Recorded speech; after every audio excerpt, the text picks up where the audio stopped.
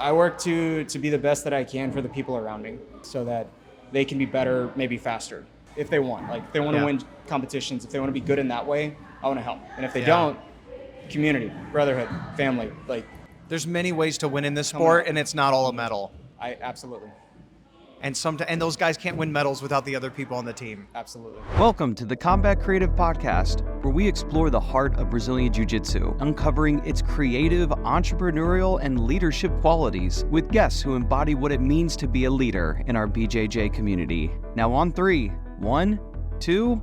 Hey everybody, thank you so much for tuning in to another episode of the Combat Creative Podcast. I am your host, Jared, and I'm really excited for today's episode because if you are on social media or Instagram and you see jiu-jitsu content, you may have seen stuff from Professor Johnny here and his school, Liberatus. So, Johnny, thank you for coming on the show. Good. Thanks so much for having me. Yeah, man. Can you just give us where are we, by the way? So we're in Fulshear, Texas, which is about 25 miles west of Houston, Texas. Yeah, I remember looking it up on the map thinking, I'll get there in like 30 minutes. And then I noticed as I looked throughout the day, it was like, now it's 40 minutes. Oh, now it's 50 minutes. And I'm like, I better get out there. And it ended up being, so when I left my place, it was like 45 minutes. I'm like, oh, good, we're going to get there early. And it ended up being like an hour and 45 minutes. Yeah. So.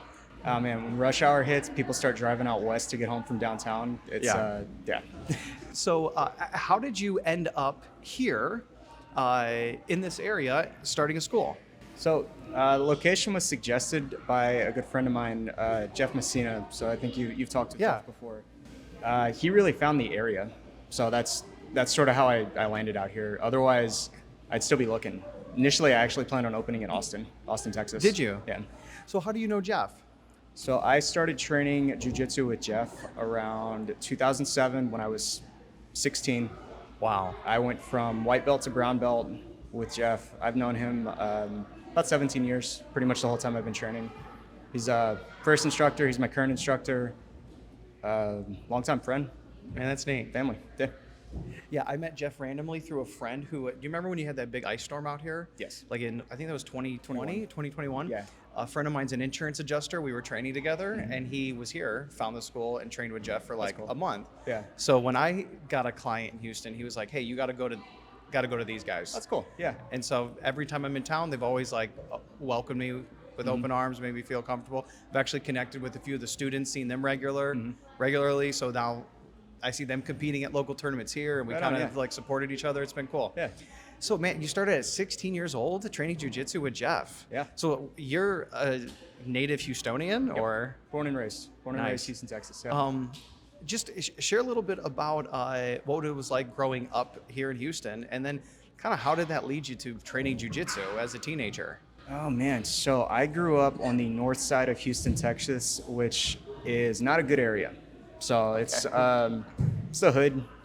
Anyways, from that, I grew up in a bad part of town. My mom put me in private school because she didn't want me going to public school in that area. Long story short, I'm going to public school. My high school history teacher came to school with a black eye. We're a bunch of goofy kids who were like, haha, what happened? He's like, oh, I do MMA at this gym. It's Revolution. I was like, what is that? He's like, XYZ, MMA, Jiu-Jitsu, striking. And I was like, that's cool. So I went to check it out, and I just never stopped going. Really? Man, so were you doing any other sports at that age? A little basketball, a little baseball, but nothing I really cared too much about them. So you are now obviously a professor here at your own school, and I'm sure you've seen your fair share of kids coming and going. Yes. What was it about jiu-jitsu that made you stick with it? Coming up, it was just a lot of fun. I just gravitated towards this in a way that I didn't really other team sports necessarily, and the opportunity to compete was just always there. So I was really big on competition. I am really big on competition. I don't do it myself so much right now, at least with the school being open, but I try to encourage the students to do it. It was really good for me just developing as a person in that sort of way, and it's just something I think is good for everybody, so I try to encourage it. Why? What do you like? What do you enjoy about it? Man, it's cool to win medals. I just like the idea of competing. It's good to go out and test yourself. But especially with the kids, even with grown adults, you can see when someone has a moment of clarity where maybe they're scared to face this challenge, but then they're like, hey, you know what? I'll raise my hand. I want to go do it. Those moments are driving force for me. I love seeing that. Now, okay, but now I love that as a teacher and having your own team. What about like, when you did it yourself as a practitioner, why did you do it? What did you get the most out of it? I just wanted to be better. You just wanted to be better. I had a deep innate competitive edge, and I just competed all the time. If I lost, in a good way, but I just, like, it stayed with me until I went to try again, and I just kept pushing and pushing.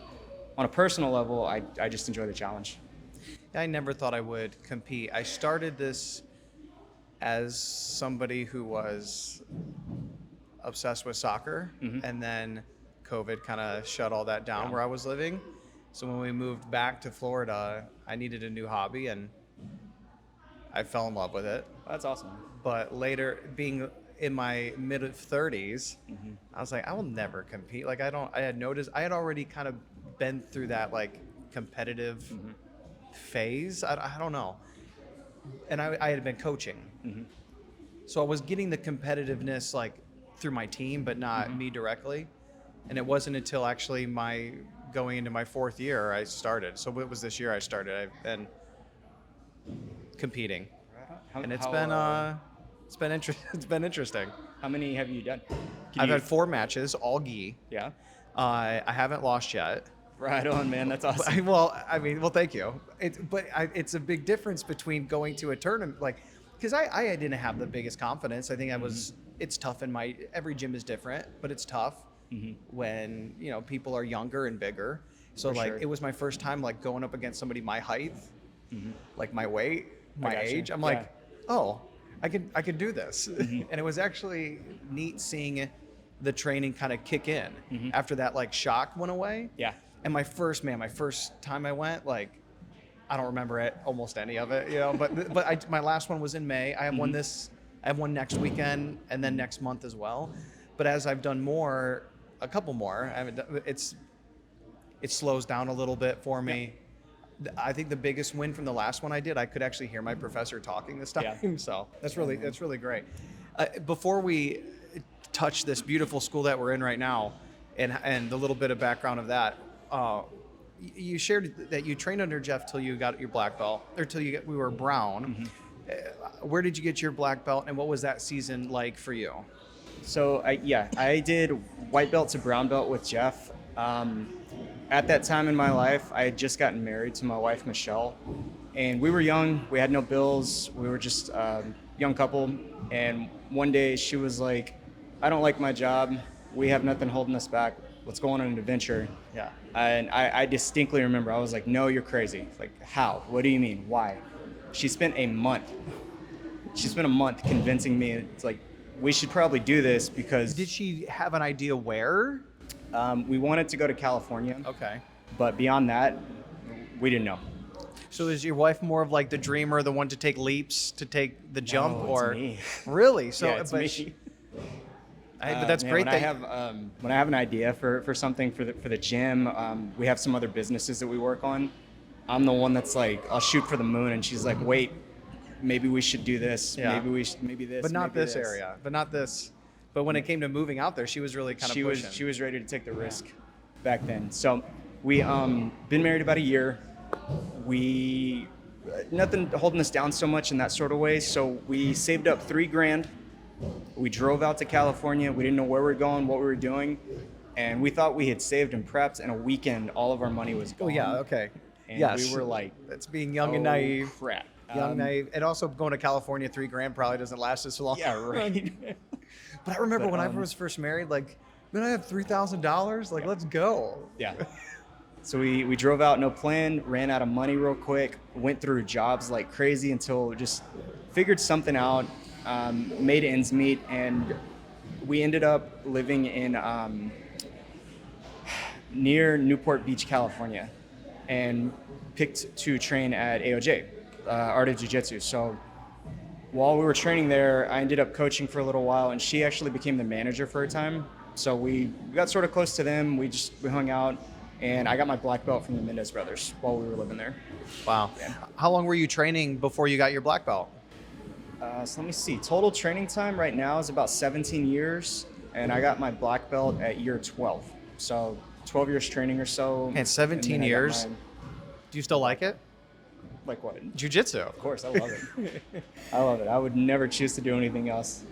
Real quick, are you a jiu-jitsu professor or athlete who's struggling to keep up with creating content for your business or your personal brand? Well, listen up, because we get it.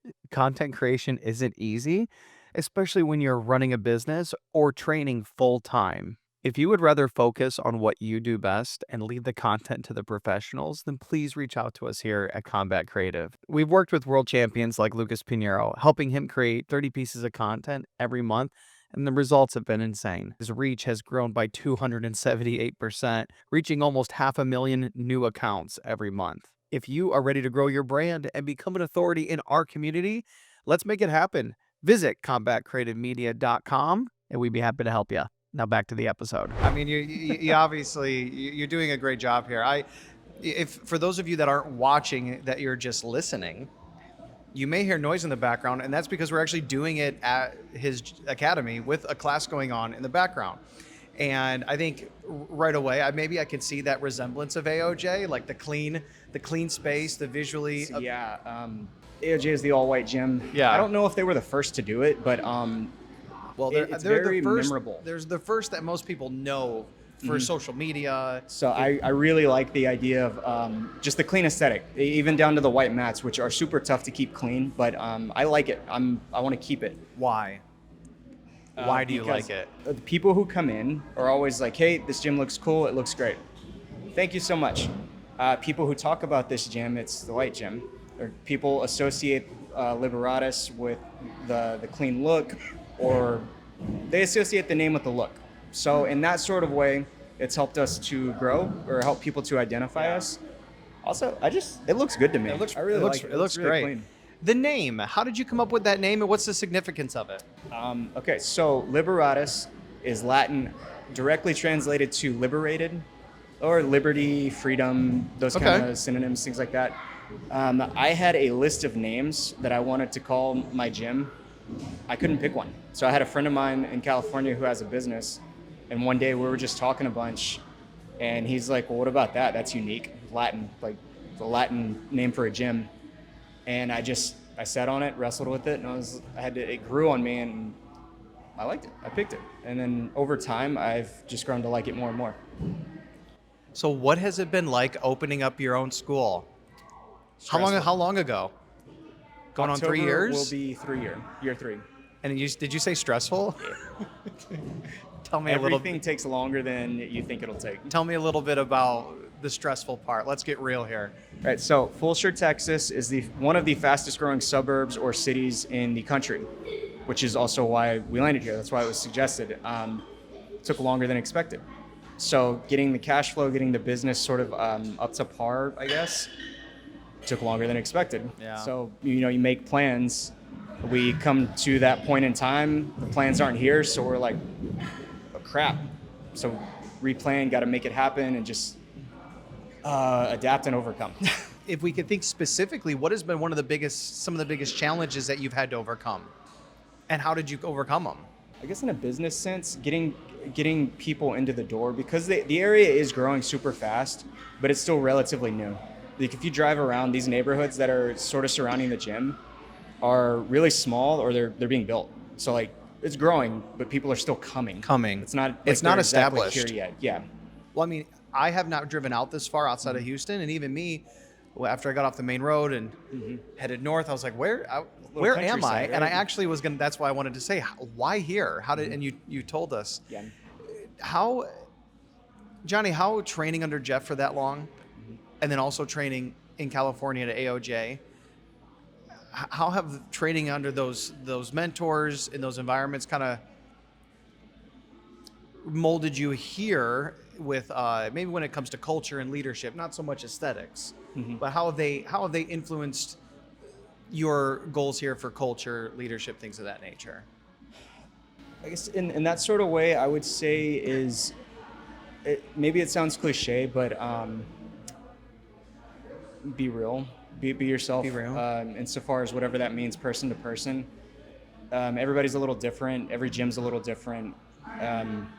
But if you are authentic and genuine, people tend to pick up on that, and that will feel its way out into the culture. Something like that it's healthy. Like, it's good. It brings people together. People like the authenticity of where they are. And I know here I've got a good group of members here, but there's a gang of guys. We talk a lot, and it's always encouraging. It's always like challenging, but like, hey, you can be better, but like in a good way. Like we push each other in that sort of way. Are they here at the school? Sorry? Are these people, where are these people? Are they here at the school? Yep. Or are they, okay, that's great, yeah. Mm-hmm. So in that sort of way, it builds the culture, just brings people together. And with a healthy drive towards competition, that's my personal again. Yeah. I think it just pushes people to be better versions of themselves. So that's... You know, with all that in mind, I love asking professors, what is your expectations for your students? What do you want them experience coming to train here? I want people to be better leaving the gym because of jiu-jitsu and the community than they were before. Individually, it depends on the person. Some people come here just for community. Some people won't say it, but they come here to lose weight. A lot of people, there's a lot of weight loss stories, which is something that I didn't come into jiu-jitsu thinking about, but it's really cool. It's really cool for people to be excited about that. I mean, you started young, 16. Maybe that's why. Maybe that's when you started. But like, I think there's a lot of people that are, a lot of dads that are like me in their mid-30s that haven't played a sport since high school, and they're like, well, now what? We just give up? We're just going to give? There's actually a lot of that too. People I talk to who are 30, 35, 40, like, oh man, I don't know about starting something new this old. And I sit back and I'm like, dude, 40's not old. Like, we're not old yet, man. Like, we got a lot of life to live. Yeah, and I hear those same rebuttals because I'm almost become an evangelist for jiu-jitsu. Like, crazy how we all do. It is, and I wonder why it is. I think it's because for me, I can speak for me, I've seen the impact it's made in my life personally. It's given me a community. It's given me friends. Yep. It's given me health.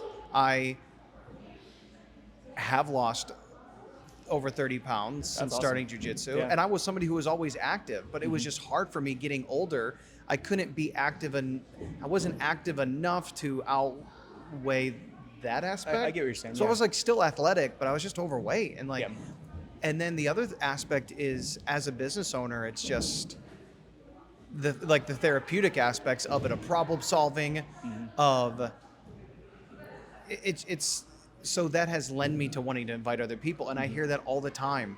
I'm too old. So when people tell you that, I'm almost 40. I don't know if I want to start something. What is your answer?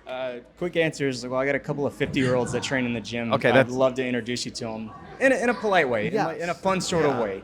Not disparaging or like, hey, get over yourself. Nothing like that. Yeah. But that's it. Man, Like, I'll ask them, like, why do you think that? Are you sure? It's like, well, there's plenty of people who are older or younger who have less experience, maybe more experience, but try it before you give up is what I would say. Yeah, that's great. That's a really great point. And I haven't used that answer. Well, hey, you know, I have some, think about whoever you have at your gym, like that are maybe older or different. Like I've had females or like size, or that's a great, well, let me introduce you to somebody. And just try to get them to, I just encourage them to come try it. Yeah. Most gyms have a free trial. Yeah. Like, come try it before you say no. Yeah. How you going to know if you don't, whether you like it or not? Everyone, just wanted to take a quick break to say thank you so much for watching. And if you like what you're hearing, Foss Studios can help you create your own podcast with ease. Having a podcast is a lot of hard work, and I couldn't do it without them. So if you'd like to learn more about their services, head over to fossstudios.net. That's Foss, P-H-O-S, studios.net to learn more. Back to the show. That's great. So looking into, you're coming up on your third year. It's been stressful. What have been some of the rewarding parts of being a gym owner? So, cash flow, keeping the lights on, just running the whole like business side of it. It's a challenge. Rewarding the people, community. My oldest daughter trains. Does she? She's at the point now where she's 6. So I've seen her in your videos. She's adorable, by the way. Thank you. She's looking like she knows what she's doing. So Yeah. as opposed to just running around like a 6-year-old, you know what I mean? So Yeah. like for me, that is super cool to see That's like awesome. a skill set start developing. But it's something my whole family does, so it keeps us close together. Just again, people having weight loss stories, the community that's been built, Yeah. even just to speak to a heavier topic. Yeah. I've had maybe a handful of guys come and say that they did not kill themselves because they found the gym here. Yeah, That means a lot to me. So whenever I'm like stressing bills, or like the kids are getting me up at like 2, 5, 6, or Michelle, that's a driving force. I see the kids like raise their hand to do a little competition in-house over here, whereas before they sat in the corner and cried, but now they're stepping out a little. Or I think about these guys that we all get together from time to time, we all hang out and talk. Those are the things that really motivate me. Man, that's huge, and that's really deep. Those are the moments that, well, they say in business you need to know what your why is. Why are you doing this? And that, whether that's your why or not, that could be a huge factor, a huge variable. And it's so many places have similar stories like that, I'm sure of. Yeah, for sure. Man, that lends me to why I invite people. I want it to impact their life as well. I've had family members who I've invited who I can see they're going through stuff. I'm like, man, you should try this. Yeah. I think it'd be good for you. I think it'd be an escape. Not an escape, but it's like a healthy. It's almost meditative.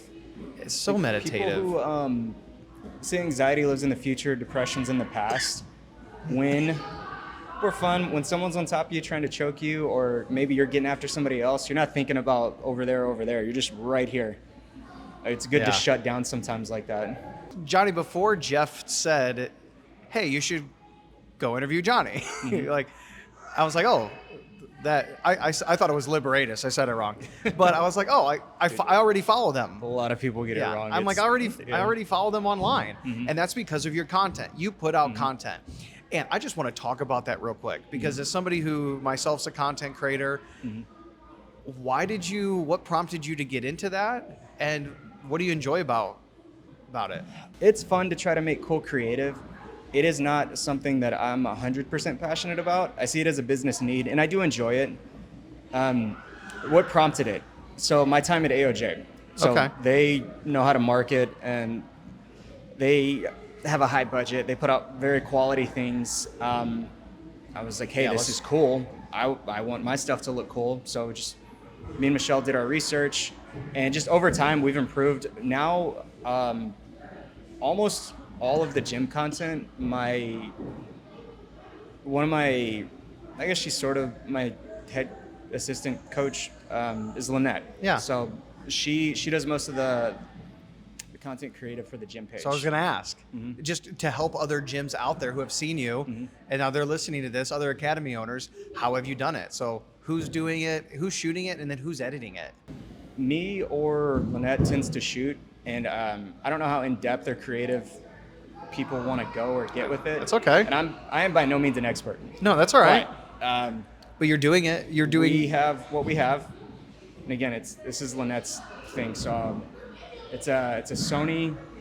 We have a Sony camera. We hop on the mat. We film whatever we're filming, and she actually does all the editing. Okay, that's in great. most of those videos, yeah. Yeah, I mean, so many people can get a camera and they get excited. I hear this all the time, like, got a camera, I'm going to make content this year. Hey, it's January, I'm going to make content this year. But then they always forget that once shooting's only like the easy part. Now you have to actually go edit it. Yeah. And you guys have done it consistently. Has that been difficult? I mean, from time to time, things like what feels like a priority will get shifted around. Maybe training takes priority over filming, or coaching is a little harder some days than not. I know for me at least, towards the end of the day when I'm like, hey, we got to film something, but then I coach 2 or 3 classes. At the end of the night, I'm like, oh, we'll just get it. Oh, you definitely don't want to. Yeah, it's because you're normal. Yeah. And I have to tell people you have to plan for it. Yes. And if you don't, you're not going to. If you think, oh, I'm just going to do it, put it on your calendar. My advice that I've given to some professors is like, pick a day of the week. Most schools have a slower day of the week, and Yeah. I do think you need to take that time to rest and be with your family. But if you can work it into your calendar where, hey, Thursday's a slow day, maybe before that one class we have or after that one class, we're going to set aside 60 minutes to just shoot some content. And that if you have it on your calendar, it's more likely to get done. And I've seen people take that advice and it helped. And some are still working on it. So in that sort of way, Michelle is invaluable, because me, it's like, Is that your wife, Michelle? Yes, Okay, yeah. So I've got the ideas and like, let's shoot for the moon. Let's do this. She is a little more pragmatic in what is sensible or tangible. So I'm like, what is a good one? Oh man, what did I want to do? Let's get custom rash guards. We'll get it right now. We'll design it on Canva. It's easy. You can do that. She's like, cool, but we got order time, unit price. Do we get it from here, from here? She's And I'm over thinking here about like, the actionable let's steps. order it. Yeah. The process of these things. No, in my main business, my business coach was meeting with my wife, because very kind of similar, I would say, in that aspect. I'm like, idea, let's go. Yeah. But he's like, he was meeting with both of us. And because my wife Morgan she's helping out with more of that aspect, like you were saying, Michelle is. And he's like, guys, if Jared can do less of those things and more of this, you guys are going to make a lot more money. Because Cool. I find myself getting out of the ideas and getting stuck in the, okay, now planning it all out. That's kind of hard for me. Really hard for me at times. So what does the future look like for you personally, your family, and the school here? Oh man, me personally, so I want to grow the gym, increase the cash flow. I want to do a lot of upgrades or like aesthetics. I want to make this place look nicer. Just make this place more efficient, and I would like to get back to competing. On a Get back to personal what? level. Competition, competing. You personally? Great. Why? I love it. Why do you love it? I enjoy the challenge. I like it. I don't know exactly. It just feels good to test myself. It feels good to take on a challenge. I think we're better off as people. I'll even say, especially as men, trying and failing than not. That's how I feel. So sometimes I'll take on a challenge that I don't think I'll lose. Michelle will be supportive and be like, are you biting off a little much? I'm like, no. And I lose sometimes. It happens. It's whatever. But Yeah. I just enjoy the challenge. Yeah. How much do you think of kind of like growing up here in Houston and where you grew up and how you grew up? How has that like impacted you maybe with this? Probably not in the way that you would think. Growing up was like, it had its own set of challenges, and I know I said the hood earlier, but it's just, not a happy, not a good part of town.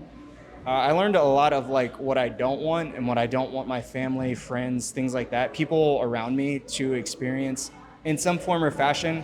So I work to be the best that I can for the people around me.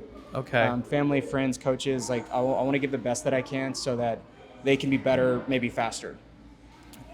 Just speaking to competition in jiu-jitsu, I had two main coaches, which is Jeff Messina and both of the Mendez brothers, really Guy Mendez at the time. But I want to impart what I know to my students so that they can be faster than I was in that way, if they want. Like if they want to win competitions, if they want to be good in that way, I want to help. And if they don't, community, brotherhood, family, like. There's many ways to win in this sport, and it's not all a medal. Absolutely. And those guys can't win medals without the other people on the team. Absolutely. And that's one thing I really appreciate that has been an emphasis at my school that I attend to. It's just that it really is a team. Mm-hmm. Man, I'm so glad that that you allowed me to come. Guys, he invited me to train, which is always fun. Sometimes I ask. I just can I please stay? So when I was flying here, I packed my only white gi that I have, put it in my bag, and so. Johnny, just thank you for taking a few minutes out of your day, welcoming here to interview you, share some of your story, see your beautiful school. And I just want to say thank you to all of you that are watching, man, with all the podcasts and shows you could be watching, the fact that you took time out of your day to watch this one, I really appreciate it. Before we leave, Johnny, where can people find you guys online, and do you welcome visitors for people coming through town or anything? Absolutely. If anybody is ever in town, please come by. Our website is just liberatusjiujitsu.com, and you can find us on mainly Instagram and Facebook at Liberatus Jiu-Jitsu. Awesome. Thank you, guys. And we'll see you in the next one. Peace.